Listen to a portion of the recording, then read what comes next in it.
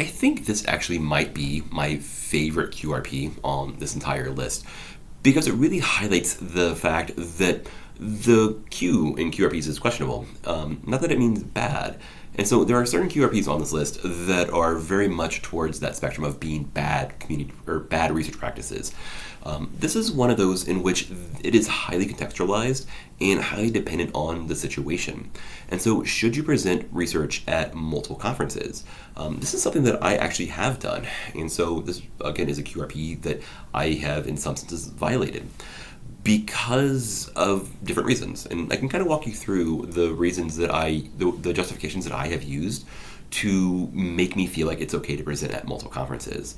And so typically when I present at conferences, I think about them in a couple different fashions. One is, who is the audience that I'm trying to present to? If it's a conference like AAAL, the American Association of Applied Linguists, that's a conference that has sort of an international scope that I expect everyone in attendance, or most people in attendance, to consider themselves to be scholars and researchers. And so in some senses, when I present there, I'm presenting to people who are, going to be like me, right? Reading and being interested in research to a very high level.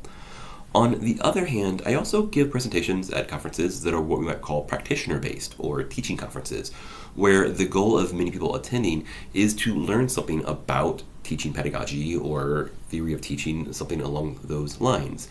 And these are people who probably aren't going to be, right? The audiences at one conference might not go to the other.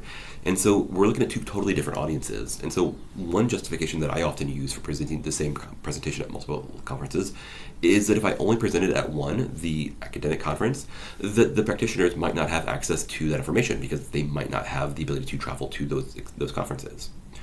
I use the same justification when I think about location. Is it a regional, local conference, or is it going to be a larger, again, international conference? And so a lot of times, again, people might only have access to go to conferences in which they can easily have transportation to or get to easily within a day or two, compared to conferences that require them to fly across the country or internationally. And so in that sense, I think that as long as you're presenting a presentation or a paper or something at a conference with a different audience in mind than a different one, then I don't know if it's that big of an issue. On the other hand, if I give this presentation to two local conferences that are roughly the same and everyone's going to be the same in attendance twice, then I could maybe make an argument that it's going to be padding my CV, thus increasing what looks like my workload with minimal effort, which again, that would be very questionable to me.